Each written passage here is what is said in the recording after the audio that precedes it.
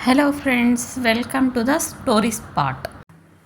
ఒక అడవిలో లఘుపతనకం అనే కాకి, హిరణ్యకం అనే ఎలుక మరియు మందరుడు అనే తాబేలు చాలా సంతోషంగా ఉండేవారు.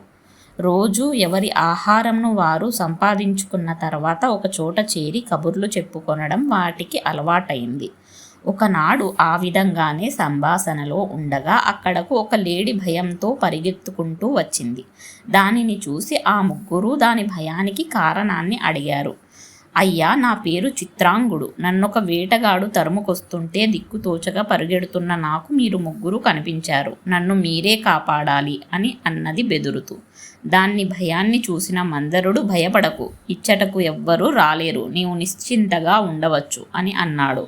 ఒకనాడు ఆహారం కొరకు వెళ్ళిన చిత్రాంగుడు ఎంతకీ తిరిగి రాలేదు. దానితో కంగారు పడిపోతూ లఘుపతనం ఎగిరి వెళ్ళి అడవి అంతటిని వెతికి ఒకచోట వలలో బందీగా ఉన్న చిత్రాంగుని చూచి, చిత్రంగా, ఈ వలలో నీవు ఎట్లు చిక్కావు అని బాధపడుతూ అడిగింది. మిత్రమా, అదంతా తరువాత చెబుతాను. నీవు శీఘ్రమే పోయి హిరణ్యకుని ఇక్కడకు తీసుకురా. అతడు ఈ వల తాళ్లను తెంపి నన్ను విముక్తిరాలుని చేస్తాడు అన్నాడు చిత్రాంగుడు కంగారుగా. లఘుపతనకం తన మిత్రుడైన హిరణ్యకుని చిత్రాంగుని వద్దకు తీసుకుపోయింది. హిరణ్యకుడు చిత్రాంగుని వలను తన పళ్ళతో కొరికి తప్పించాడు.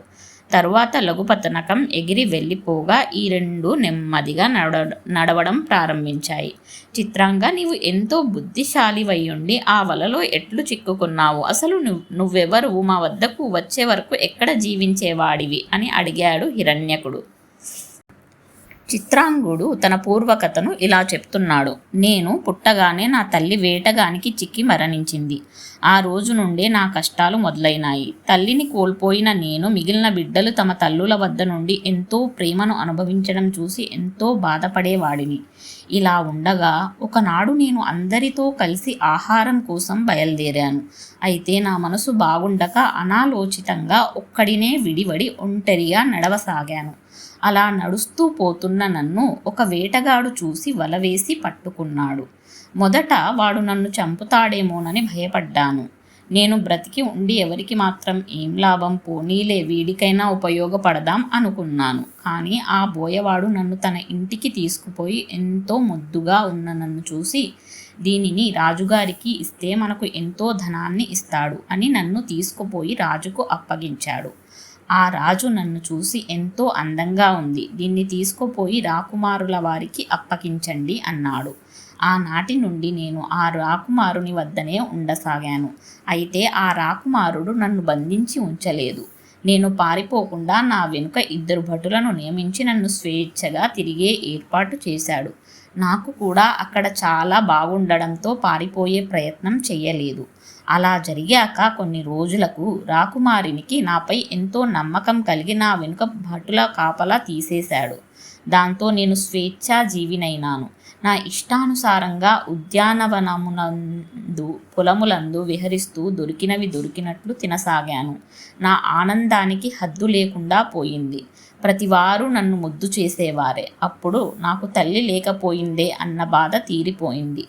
ఇలా ఉండగా ఒకనాడు వర్షం వస్తుంటే ఆ వర్షంలో నేను ఎక్కడ తడుస్తానో అని రాకుమారుడు నన్ను తాడుతో బంధించాడు. నాకు ఉరుములు మెరుపులతో కూడిన శబ్దాల వల్ల ఎంతో ఆనందం కలిగింది. అయ్యో, ఇటువంటి వర్షపు రాత్రిని సంతోషంగా గడపలేని నేను ఇంతటి దురదృష్టవంతుడిని అని బాధపడ్డాను. అలా నేను మానవ భాషలో మాట్లాడిన మాటలను ఆ రాకుమారుడు ఆలకించి, ఇదేమిటి, ఈ జింక మానవుడిలా ఎలా మాట్లాడుతోంది, దీనికి కారణం ఏమై ఉంటుంది అని ఆలోచించి తన మంత్రులను రప్పించి విషయాన్ని వారికి తెలిపాడు. ఆ మంత్రులు రాకుమారుని మనసులోని భయాన్ని గ్రహించి, రాకుమారా, నీవు చెప్పిన దానిని బట్టి చూస్తే ఈ జింక మనకు చేటు తెచ్చే మృగం వలె ఉన్నది. కనుక దీన్ని వెంటనే అడవిలో వదిలివేద్దాం అన్నారు. రాకుమారుడు సరే అన్నాడు.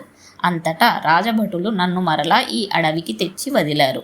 ఇక్కడ నన్నొక వేటగాడు చూసి వెంటపడగా రక్షణకై పరిగెత్తి అనుకోకుండా మీ వద్దకు వచ్చాను. అలా మీతో నా స్నేహం కూడా కుదిరింది అని తెలిపాడు చిత్రాంగుడు. అంతలో పైన ఎగురుతున్న లఘుపతనకం, మిత్రులారా, ఏమా నత్తనడకలు, ఆ వేటగాడు ఇటువైపే వస్తున్నాడు, వాడికి చిత్రాంగుడు తప్పించుకున్న సంగతి తెలిసిపోయినట్లుంది అన్నాడు. దానితో చిత్రాంగుడు హిరణ్యకం వేగం పెంచి పరుగెత్తసాగారు.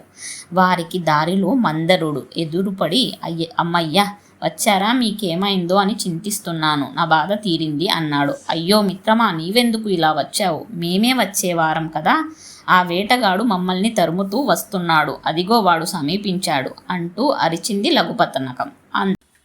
కథ విన్నారుగా. కథలో నీతి ఏమిటో కింద కామెంట్ చేయండి. ఇట్లాంటి ఇంకా మంచి కథల కోసం ఈ ఛానల్ని సబ్స్క్రైబ్ చేసుకోండి. Thank you.